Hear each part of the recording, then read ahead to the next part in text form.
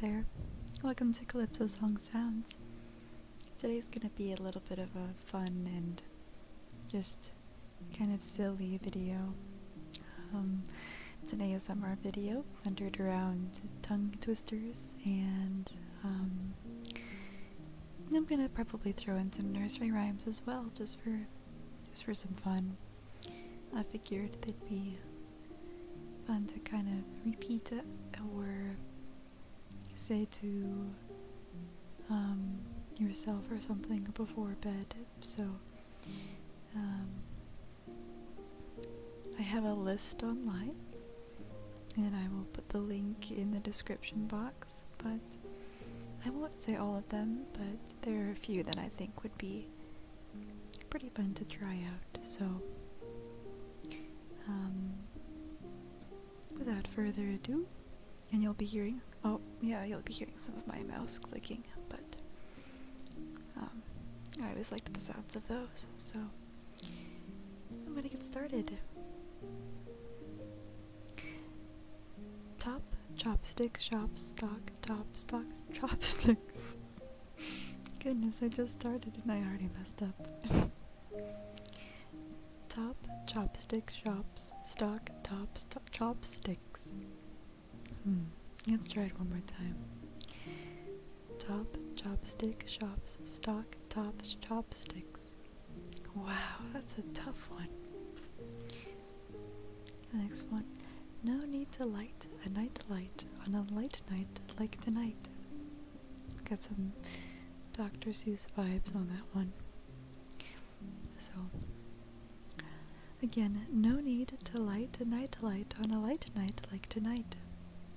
No need to light a night light on a light night like tonight. That one's a little bit simpler, but a lot of fun. 33,000 feathers on a thrush's throat. 33,000 feathers on a thrush's throat. That's a lot of feathers in one area. 33,000 feathers on a thrush's throat. 33,000 feathers on a thrush's throat.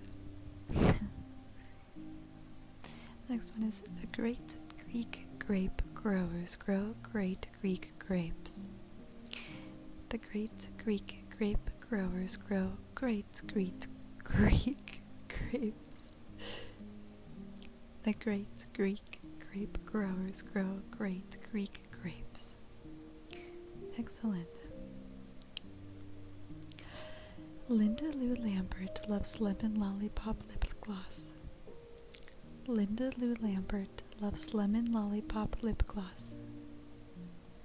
Linda Lou Lambert loves lemon lollipop lip gloss. Linda Lou Lambert loves lemon lollipop lip gloss. Near an ear, a nearer ear, a nearly eerie ear. Near an ear, a nearer ear, a nearly eerie ear. Roberta ran rings around the Roman ruins.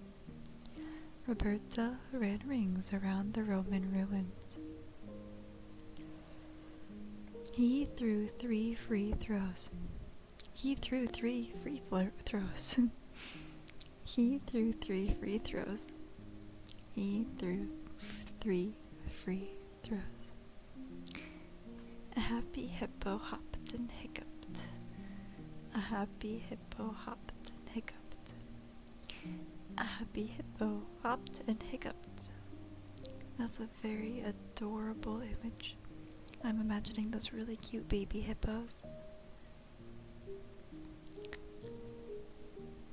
A synonym for cinnamon is cinnamon synonym. A synonym for cinnamon is a cinnamon synonym. 1-1 was a racehorse. 2-2 was 1-2. 1-1-1-1 race. 2-2-1-1-2. 1-1 was a racehorse. 2-2 was 1-2. 1-1-1-1 race. 2-2-1-1-2.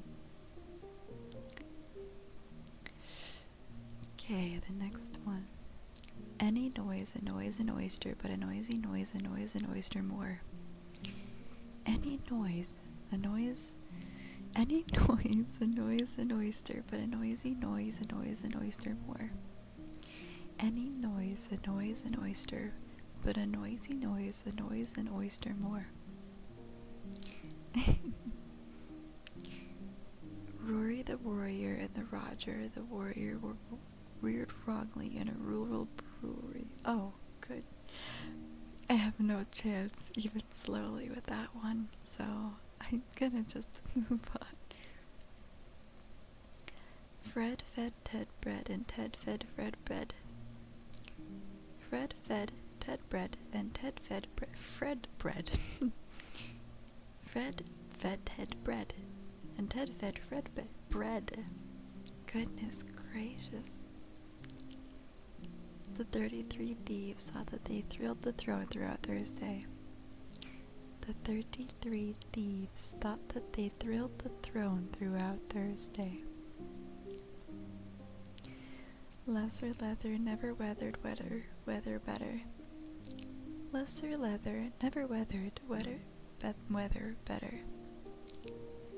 Lesser leather never weathered weather better. 33 thirsty thundering thoroughbreds thumped Mr. Thurber on Thursday. Can you can a can as a canner can a can? Can you can a can as a canner? Try that again. Can you can a can as a canner can a can? Can you can a can as a canner can a can?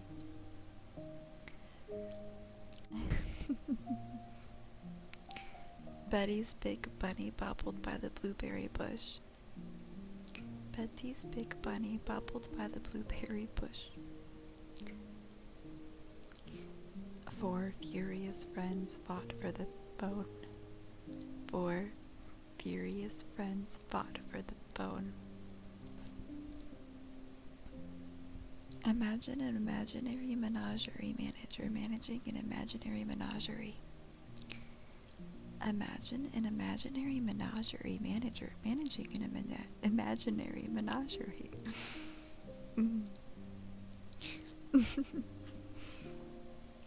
Gobbling gargoyles gobbled gobbling goblins. Gobbling gargoyles gobbled gobbling goblins. Gobbling gargoyles gobbled gobbling goblins. A many and an enemy sees an enemy an enemy. Many and an enemy sees an enemy an enemy. An ape hates grape cakes. An ape hates grape cakes. An ape hates grape cakes. An ape hates grape cakes. I saw a kitten eating chicken in the kitchen. I saw a kitten eating chicken in the kitchen. I saw a kitten eating chicken in the kitchen. How many yaks could a yak pack if a yak pack could pack yaks? How many yaks could a yak pack if a yak pack could pack yaks?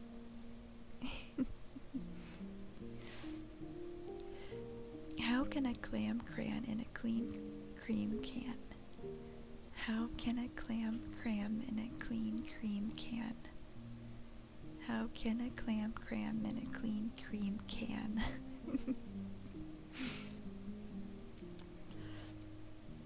Picky people pick Peter Pan peanut butter. 'Tis the peanut butter picky people pick. Picky people pick Peter Pan peanut butter. 'Tis the peanut butter picky people pick. Little Lillian lets lazy lizards lie along the lily pads. Little Lillian lets lazy lizards lie along the lily pads. 6 Czech cricket critics. 6 Czech cricket critics. Green glass globes grow greenly. Green glass globes grow glow greenly. Green glass globes glow greenly. A proper copper coffee pot. A proper copper coffee pot. A proper copper coffee pot. A proper copper coffee pot. I'm very lucky that so far I haven't made any untoward remarks on accident. Rubber baby buggy bumpers. Rubber baby buggy bumpers. Rubber baby buggy bumpers. Tied twine to 3 tree twigs. Tied twine to 3 tree twigs. Tied twine to 3 tree twigs. Okay, so to give my mouth a little bit of a rest and my brain, I'm going to look up one of my absolute favorite bedtime stories.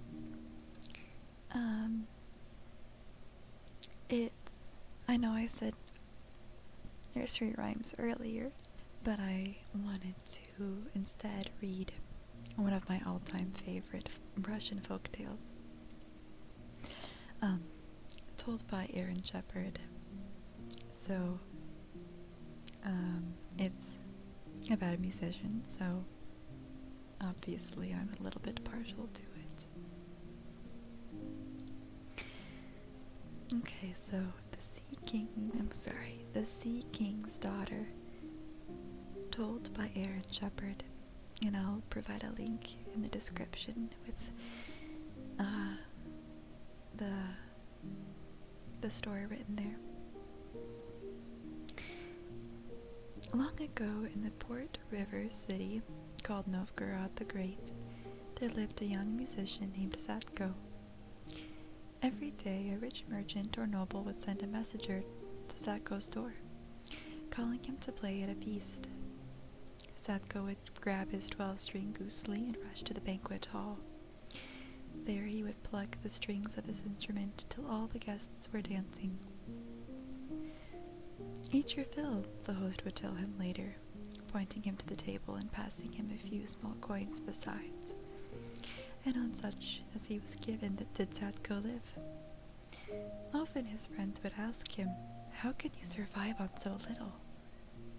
"It's not so bad," Satko would reply. "And anyway, how many men can go to a different feast each day, play the music they love, and watch it set a whole room dancing?" Satko was proud of his city, the richest and most free. He would walk through busy market square lined with merchants in their stalls, and teeming with traders from many lands. He never crossed the square without hearing tongues of far-off places, from Italy to Norway to Persia. Down at the piers, you would see the sailing ships with their cargoes of lumber, grain, hides, pottery, spices, and precious metals. And crossing the great bridge over the river Volkhov, Satko would watch the glint from the gilded roofs of a dozen white stone churches. "Is there another such city as Novgorod in all the world?" he would say. "Is there any better place to be?" Yet sometimes Satko was lonely. The maidens who danced gaily to his music at the feasts would often smile at him, and more than one had set his heart on fire. But they were rich, and he was poor, and not one of them would think of being his. One lonely evening, Satko walked sadly beyond the city walls and down along the broad river Volkhov. He came to his favorite spot on the bank and set his gusli on his lap. Gentle waves brushed the shore and moonlight shimmered on the water. "My lovely river Volkhov," he said with a sigh. "Rich man, poor man, it's all the same to you. If only you were a woman, I'd marry you and live with you here in the city I love." Satko plucked a sad tune, then a peaceful one, then a merry one. The tinkling notes of his gusli floated over the river Volkhov. All at once the river grew rough, and strong waves began to slap at the bank. "Heaven help me!" cried Zatko, as a large shape rose from the water. Before him stood a huge man with a pearl-encrusted crown atop a flowing mane of seaweed. "Musician," said the man, "behold, the king of the sea. To this river I have come to visit one of my daughters, the Princess Volkova. Your sweet music reached us on the river bottom, where it pleased us greatly." "Thank you, your majesty," stammered Zatko. "Soon I will return to my own place," said the king. "I wish you to play there at a feast." "Gladly," said Zatko. "But where is it, and how do I get there?" "Why, under the sea, of course. I'm sure you'll find your way, but meanwhile you need not wait for your reward." Something large jumped from the river and flopped at Zatko's feet. A fish with golden scales. As Zatko watched in amazement, it stiffened and turned to solid gold. "Your Majesty, you are too generous." "Say no more about it," said the king. "Music is worth far more than gold. If the world were fair, you'd have your fill of riches." And with a splash he sank in the river and was gone. The next morning, Zatko arrived at the market square, just as the stalls were opening. He quickly sold the golden fish to an astonished merchant. Then hurrying to the piers, he booked his passage on a ship leaving Novgorod that very day. Down the Volkhov the ship sailed, across Lake Ladoga and the Gulf of Finland, and into the Baltic Sea. As it sped above the deep water, Zatko peered over the rail. "In all the wide sea," he murmured, "how could I ever find the palace?" Just then the ship shuddered to a halt. The wind filled the sails, and the ship stood still as if a giant hand had grasped it. Some of the sailors cursed in fear while others prayed for their lives. "It must be the king of the sea," the captain cried. "Perhaps he seeks tribute, or someone among us."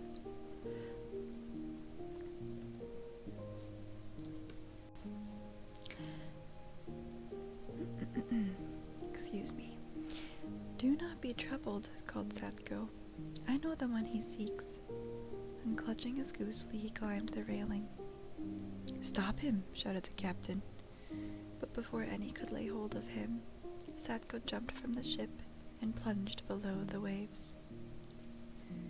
Down sank Zatko, down all the way to the sea floor.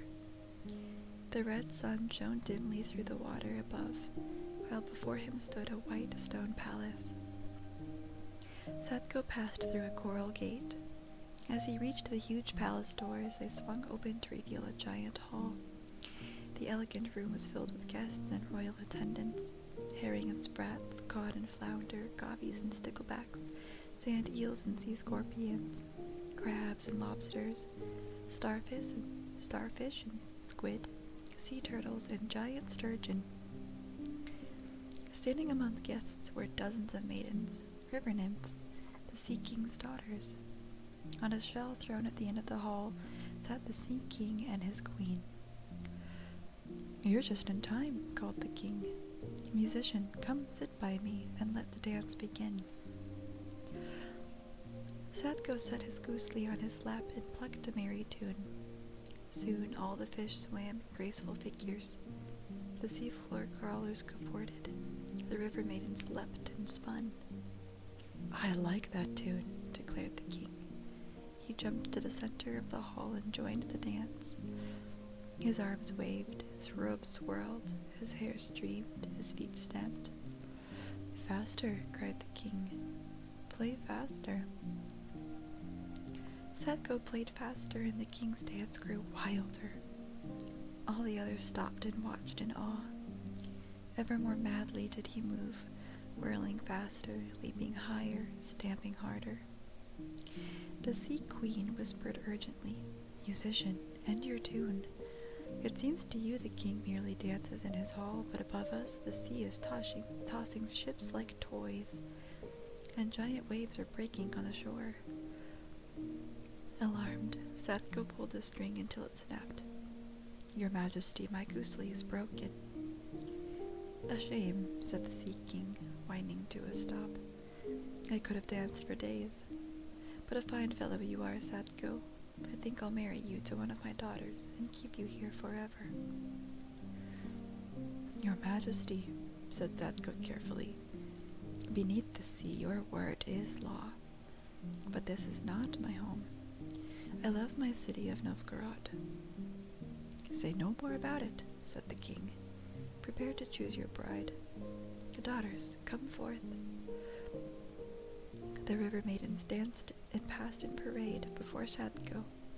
Each was more lovely than the one before, but Satko's heart was heavy and he barely looked at them. "What's wrong, musician?" the king said merrily. "Too hard to choose? Then I'll wed you to the one who fancies you. Behold the Princess Volkova." The princess stepped forward. Her green eyes were sparkling and a soft smile graced her lips. "Dearest Satko, at last we can be together. For years I have thrilled to the music you've played on the shore." "Volkova," said Satko in wonder. "You're as lovely as your river."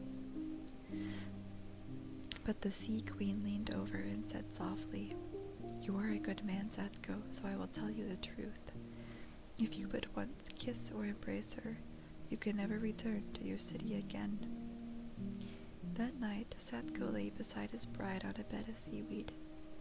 "She's so lovely," thought Satko, "so charming, all I ever hoped for. How can I not hold her?" But time after time the queen's words came back to him.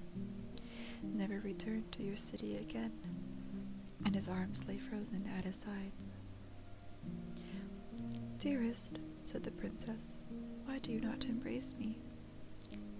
"It is the custom of my city," Satko stammered. "We never kiss or embrace on the first night." "Then I fear you never will," she said sadly, and turned away. When Satko awoke the next morning, he felt sunlight on his face. He opened his eyes and saw beside him not the Princess Volkova, but the river Volkov, and behind him rose the walls of Novgorod. "My home," said Satko, and he wept, perhaps for joy at his return, perhaps for sadness at his loss, perhaps for both.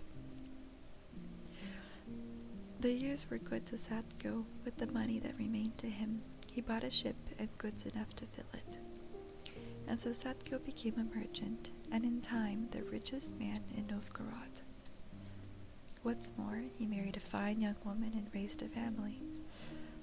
Many a feast he would hold so he could play his goosely and watch his children dance. Yet sometimes, still on a quiet evening, he would walk out of the city alone, sit on the bank, and send his tinkling music over the water. And sometimes, too, a lovely head would rise from the river to listen, or perhaps it was only moonlight on the Volkov.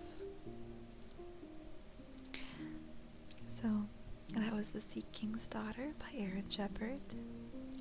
An absolutely lovely folk story with a little bit of a bittersweet nuance to it. I hope that you enjoyed the tongue twisters in the story, and I hope you have a very restful sleep or a relaxing time spent. Take care. Goodbye.